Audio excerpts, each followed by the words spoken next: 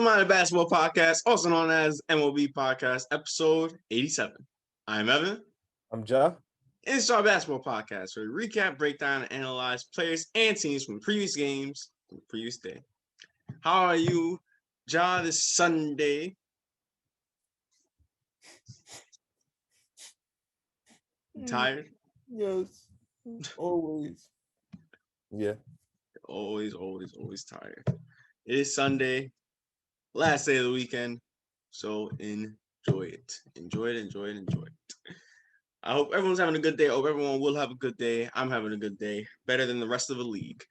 Let's just go right into the news. The breaking news from yesterday. It has been announced that LaMarcus Aldridge, former All-Star, former player of the Portland Trailblazers and the San Antonio Spurs, LaMarcus Aldridge, possibly future Hall of Famer, LaMarcus Aldridge will be signing to has signed, has agreed to the Brooklyn Nets. That is right. The Brooklyn Nets, the team that already has Kevin Durant, the team that already has Kyrie Irving, the team that already has James Harden, the team that already has Blake Griffin and Joe Harris and DeAndre Jordan. The rich get richer. The Brooklyn Nets have LaMarcus Aldridge. Wow. Your thoughts first. Thanks, New Jersey. Man. Where Brooklyn at? Wow. Oh, well, one thing for sure, I could say no reunion in Portland. I can tell you that for a fact. That's one thing for sure that's not happening. But in my opinion, let's see, because in my opinion, I don't know if it's going to work. How are you going to get that sorted out, man? I understand he's not like how he used to be. And and I feel like with a guy with like Aldridge's skill set, I feel like you could plug him into a system because you know how his game is already. So, like, with him just being focused mainly on the low block, I feel like he can fit into his system perfectly because as long as he operates down there while everyone else does their own thing, it'll be fine. But I feel like this is just too much firepower, in my opinion. Too much firepower. Well, they're getting LaMarcus Aldridge, but this isn't LaMarcus Aldridge of Portland. This isn't even LaMarcus Aldridge of the early Spurs years. But what they're getting is a more role player type Aldridge. Yeah. He hasn't been the same like he used to. I feel like that's maybe in terms of like the league changing around him. He affects his game is not tailor-made for a lot of the game now. Yes, agree. It can in certain spurts and it can in different systems. So, like you said, we'll have to see how it plays out in Brooklyn. Yeah, but I don't know. He's definitely a big piece. Don't get me wrong. I'm not saying that he's not a big piece.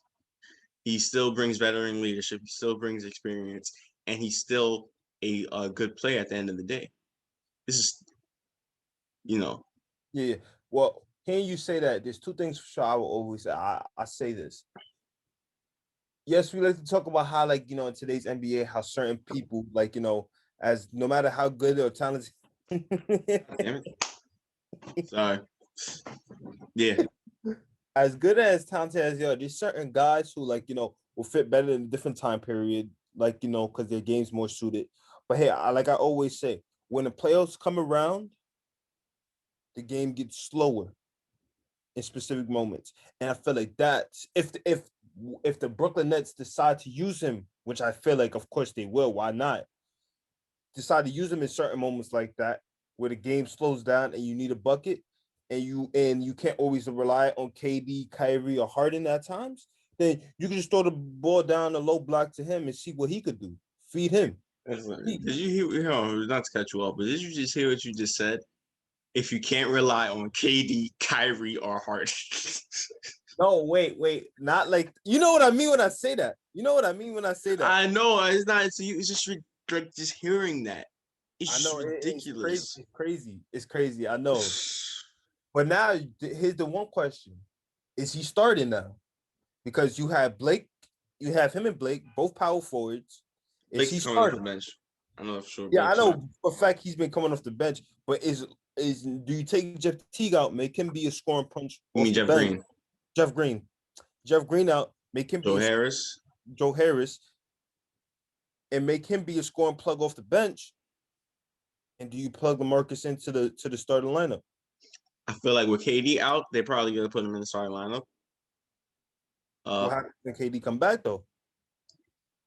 They could run different variations. Maybe Aldridge in the lineup, maybe Green in the lineup, maybe Joe Harris in the lineup. They have KD at the 4, maybe. Okay. They could do that. Let's see. I mean, geez. This is just they playing 2K. Look, all I gotta say is I know the Knicks wish they were in this situation right now. If this was KD and Kyrie, yeah, I'll be upset about this. I'll be just looking at you laughing, but the whole league's not laughing. Not the Knicks, not the Bucks, not the Sixers, out west, not the Jazz, not the Lakers, definitely not the Lakers, not the Clippers. Lakers trying to get Andre Drummond right now. Nobody's laughing. Nobody. Wait, is DeMarcus Cousins touched? Has anybody touched DeMarcus Cousins yet? I'm not. I don't believe so. No. He's still out there. Okay. It is going to get real interesting and how teams are going to combat this Brooklyn Nets team. We'll see if it fits. We'll see if it works. I mean, is that really a question, to be honest with you? Yeah. This is just ridiculous. It's crazy. Hey, Brooklyn Nets. Yeah. Still, in my opinion, I don't know if it's gonna work out well, but hey, let's see. Even if Aldridge doesn't work out, okay, fine. Like it's not that dire of a situation when you have Kevin Durant and Kyrie Irving and James Harden. Matter of fact, you could take a pause in between each. Kevin Durant, Kyrie Irving. Oh, James Harden. Like this is just ridiculous. It is ridiculous just even thinking about that. Hey man, I can't go against that. Yep, that's it. I'm done. I can't go against that. Brooklyn Nets signing LaMarcus Aldridge. All right, now let's get into the actual basketball games. Last night, only a few games. Well, actually, no, not only a few games on, but in terms of the previous night, less games, but a good amount of games that was played during last night. So let's get into it. First, starting off with the Philadelphia 76ers going up against the Los Angeles Clippers. And this was a good game. A really good game. Back and forth from the first half. Tobias Harris had 29 in the game. He did his thing. Shake Milton, he did his thing. Dwight Howard trying to be that big presence for them, even though they had started Mike Scott in this game. Yeah. And Dwight Howard didn't last the entire game again. We'll get into that. He's a bad actor for LA, man. Yeah. And like I said, this was a close game. But then the Clippers in that third quarter, they hit their stride. Started hitting on a run. PG, Kawhi Leonard, Terrence Mance, who was big time for them. Jeez. The Clippers. But he was big time for them. And yeah, in that third quarter and that fourth quarter as well. That fourth quarter, the start of it and midway through it, the Clippers just kept turning it on. In the middle of that, Dwight Howard got ejected in back-to-back games in the Staples Center. LA does not like you, my friend. LA does not like you. Man, these refs are so quick to just tee you up. I mean, jeez. I don't know what kind of control they really trying to get over the game. I understand you need control, but like, You know, are you trying to get control or are you trying to abuse your authority here? Which one? I seen a comment on YouTube. It was like refs back then would either tell you to stop complaining, Mm-hmm. talk to you about why they called what they called, Yeah. or just simply ignore you. Now it's they they ignore you for the first half, then tee you up.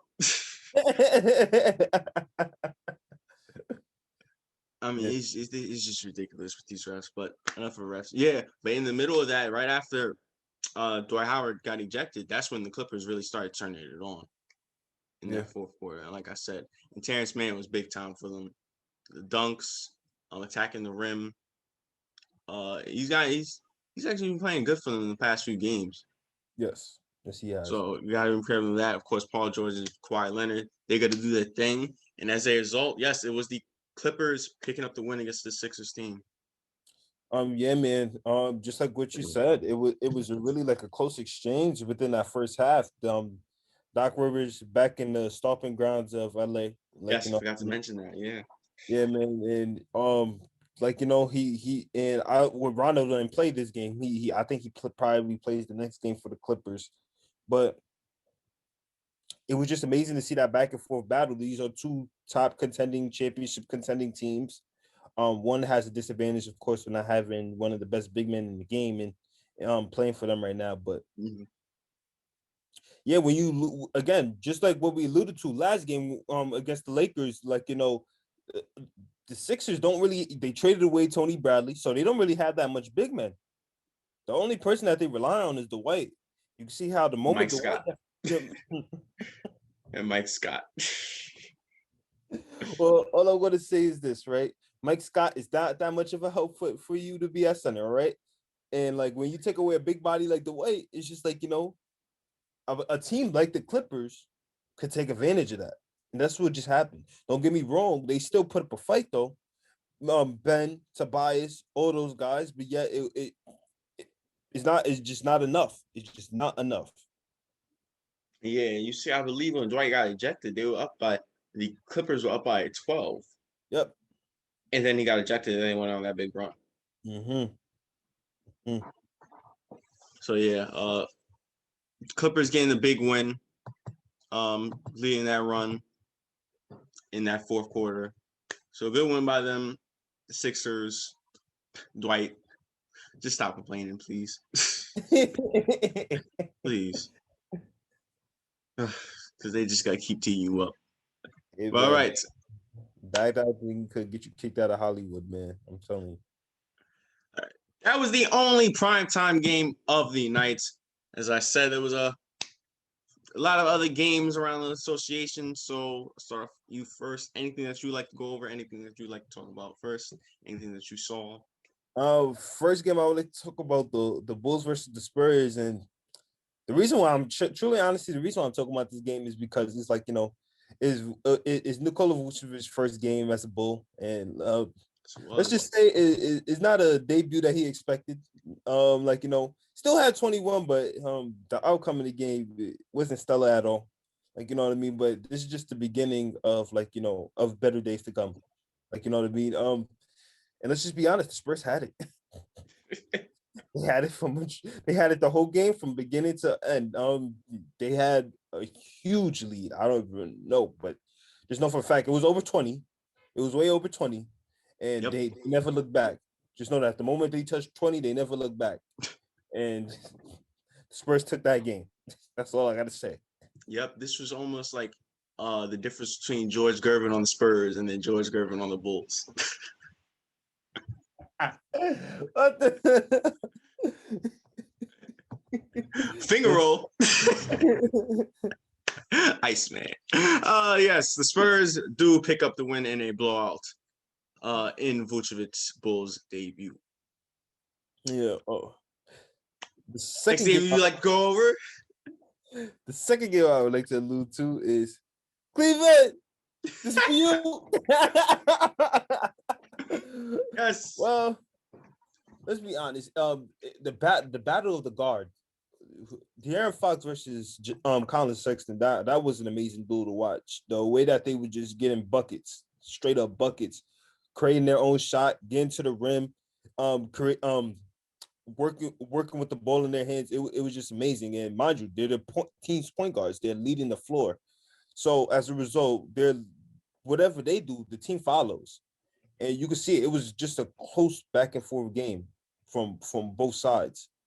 But as the closing moments came down, it became really interesting. You know what I mean?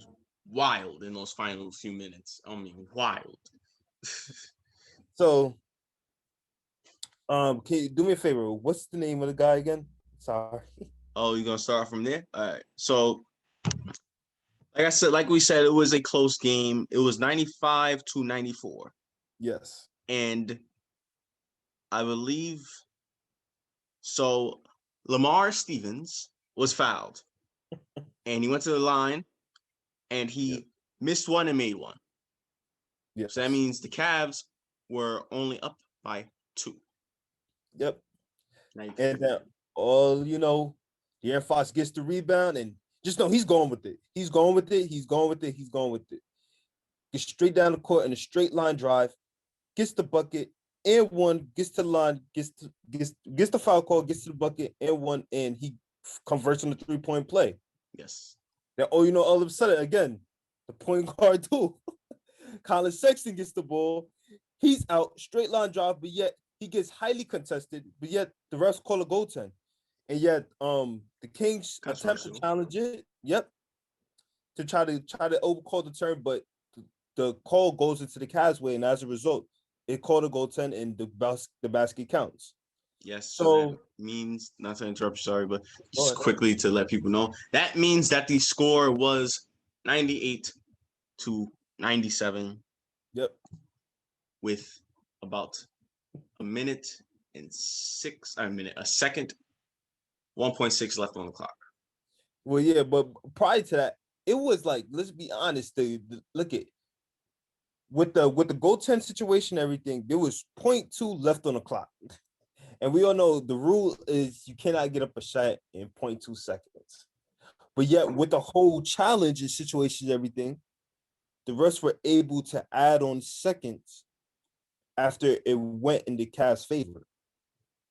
So as a result, let's just say this was kind of an unknowing divine intervention from what I'm about to allude to. And what you're about to show on the screen. What I'm about to show up on the screen. They inbound the ball all the way down full court. They get it to Barnes, and Harrison Barnes, looking like he was LeBron James. Sorry, you had lag a little bit. But you said looking like LeBron James. Looking like LeBron James. He hits a contested turnaround shot, banks it off the glass to get a game winner for the Sacramento Kings. Yes, buzzer beater on 2 people, including Sexton, and what a tremendous pass down court from De'Aaron Fox, who inbounded the ball, sent and passed it to Harrison Barnes. Harrison Barnes, all the confidence in the world, that turnaround jump shot, went in, gave a little slap to Sexton. Said, Cleveland, this is for you. We going home. And yes, the Sacramento Kings, the walk-off buzzer beater. Miraculous. And as a result, the Kings do pick up the win, and they are only 1 game behind the Golden State Warriors for the play-in game. Sacramento winners of 4 straight. Sacramento is finally getting on that consistent end. I can't wait for them to just then lose 10 out of the last 12. Hey man, they're gonna end up doing that. Trust me. I'm sorry to say it. Hey, let's celebrate. I'm not trying to put it out there. I'm not gonna put it out there. No, I'll say it. They will lose the next 10 out of the last 12. I guarantee that's going to happen. Something like that's going to happen. But hey, let's celebrate the highs. Sacramento is winning. Yes, and they just won last night off of a great, tremendous buzzer beater. Yeah, they're winning, but they're not Chris Webber. All right, that's what I'm saying. Yep. The next game that we want to talk about. I'll take it over from here as we'll talk about a game that you'll allude to in the end. A lot of other games around association, so let's go over quickly, like I have been doing. The Grizzlies and the Jazz, and unlike the close game that happened 2 nights ago, this was nothing like it. The Jazz had it from start to finish. Absolutely just blew out the Grizzlies. There was an up as big as 30 against this Grizzlies team. Nothing. What can you expect from the best team in the league? Jordan Clarkson finished 28, and Donovan Mitchell was on a tear, 35 on the night again against this Grizzlies team. As a result, Jazz do blow out this Grizzlies team. The Mavericks and the Pelicans. The Mavericks, no Luka, no Porzingis, but still fight, all fight in them. The Pelicans did come out with the early hot start, but in that second quarter, Tim Hardaway really led them to get them back to this game. I mean, he finished with, I believe, 30 on the night. Yeah. Yes, finished with 30 on the night, and back forth ensued. He was big time for them. Jalen Brunson also was big time for them, 24 on the night. But it was in that fourth quarter in which the Pelicans was able to just run away with it, and Zion was big time throughout the entire night. And he's been playing dominant lately. Finished with 38 on the night as they beat this Mavericks team without Luka and Porzingis, but still great fight by the Mavericks. Yeah. The Knicks and the Bucks, and wow, nobody played, but still entertaining game. Julius Randle and Reggie Bullock was out for the Knicks. As for the Bucks, Giannis was out. Drew Holiday was out. DiVincenzo was out. And Giannis was out. Did I say Giannis already? Yes, Giannis. Was Chris out? Yes, Middleton was out as well. Yeah. So 4 starters for the Bucks were out. And man, Giannis was out, but his other brother was playing, and he played great. Finished with 23 and 10 on the night for the Bucks, and this was actually a really good game. For both affairs. Unfortunately for the Knicks in that first quarter, though, Mitchell Robinson did suffer an injury. Mitchell Robinson, as we know, he was already out before, fractured his hand. He came back, I think 2 weeks ago or a week ago, and now he's hurt again. And bad news, he fractured his foot, so he will miss significant time. Big hit for the Knicks. Big miss for the Knicks, as he's their big paint protector. Catches a lot of lobs for them. He's a great shot blocker, and they're gonna need him, and that just sucks. Yeah. Speedy recovery, man. Hoping for the best for him. But also, real quickly, now we know who the better Antetokounmpo brother is. We just had to go back to that. But anyway, yes. Prayers up for Mitchell Robinson. Hope he gets better soon. Especially, you hate to see a player come back from injury, then get injured again. Yeah. So yeah. But like I said, this was a competitive game, close competitive game, and the Knicks did have a comfortable lead in that fourth quarter. And yet the Bucks fought hard and fought back and came back into this game and tied the game. Yep. But with the Knicks, Alec Burks came up big for them, hitting a big shot. The Bucks had a chance to tie the game, but Forbes ended up missing the 3 to tie the game. And in the end, it was the Knicks pulling up the win. Alec Burks finished 20 and 10. RJ Barrett finished with 21 on the night. And D Rose, Peyton, who else was injured? And Noel, I think. Yeah. All of them played. They actually played well. So yeah. Good win by the Knicks in a no all-star team going head to head. The Thunder and the Celtics, and this was also a competitive game, as you can expect from the Thunder, who always play competitive no matter what. Him with heart, him with intensity. Theo Malden, I think that's how you say his name. Theo Malden finished with 22 on the night. He came up big. Moses Brown finished with a 20-20 game, 21 and 23 on the night. But this Celtics team, they just a better team, and they showed that in the end, as they in that fourth quarter outscored the OKC Thunder 35-14 and won this game based off of that. Jason Tatum finished 27. Jaylen Brown finished with 24. Mm-hmm. And lastly, for my piece, because there's another game that I will like both of us to talk about because it's just so entertaining. The Detroit Pistons and the Washington Wizards. Wizards won. Russ finished with another triple-double on the night.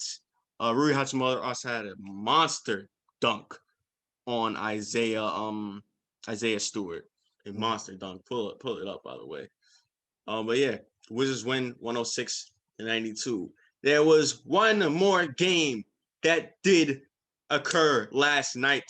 The Battle of the Western Conference Elites. The Houston Rockets and the Minnesota Timberwolves in a rematch from their thriller from 2 nights ago. Yeah, it came out to the paddle of the purgatory, you know what I mean? And let's just say Minnesota couldn't do a miracle. It just it wasn't gonna happen again. No. Yep, Minnesota just got blown out the water. Something like what should have happened 2 nights ago. Yep. When they just went on a 22-0 run.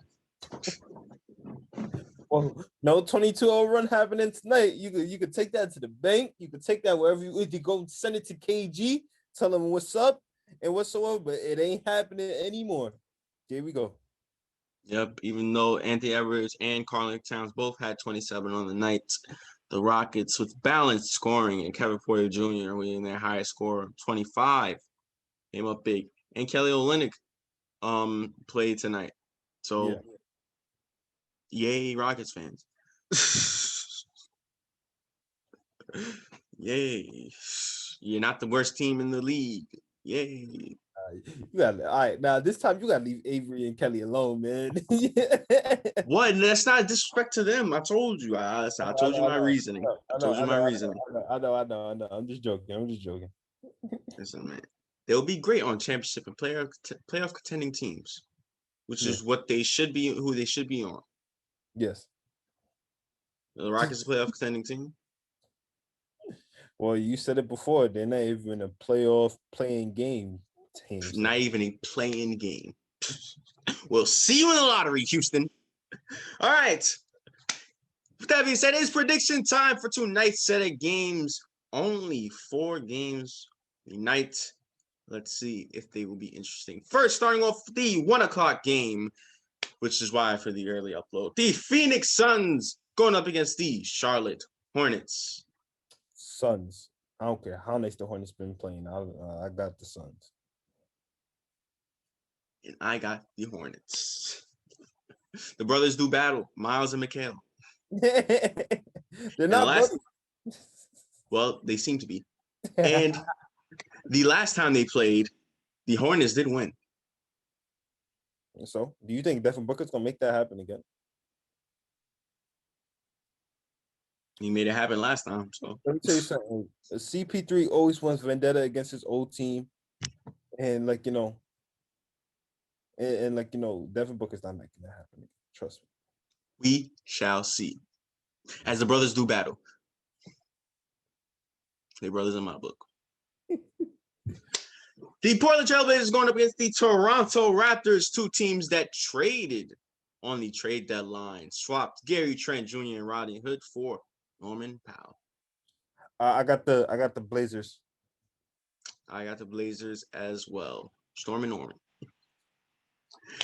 The first and only primetime game of the night, NBA TV 9 o'clock. The Atlanta Hawks going up against the Denver Nuggets.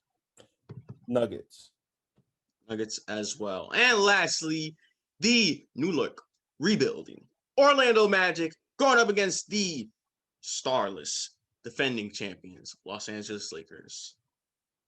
The Los Angeles Lakers. Yeah, Los Angeles Lakers. I wanted to pick the Magic. I really did, but I just can't. I can't. All right. I think it's time to wrap things up. Any final thoughts? Did Fournier play? Or No, he didn't. okay. Well, I guess the series between Purgatory is 1-1, and I don't know if they're gonna ever be playing again. So I guess it's series tie. We don't know who the worst team is in the league now. So we're just gonna make the record speaks for itself. Doesn't really matter. They both suck. But somebody got to be worse out of the two. It just can't be like, it could be no matter how bad they suck. It's like one that has to be at least better than the other now. Well, let's put it for this way. One traded Zach LaVine for 48 games to Jimmy Butler. And one traded James Harden for Victor Oladipo, who declined their contract, and then got Kelly Olynyk and Avery Bradley after losing 20 straight games. So it's really, I don't know. It's a toss-up. We say it's a toss-up. Yeah. Let's say that. Let's say that. All right. Thank you guys for watching today's pod. Make sure to tune into tomorrow's podcast. Make sure you like, share, and subscribe. Also, follow IG down in the description below. And once again, I am Evan. I'm Ja. And this is the Mind of Basketball Podcast.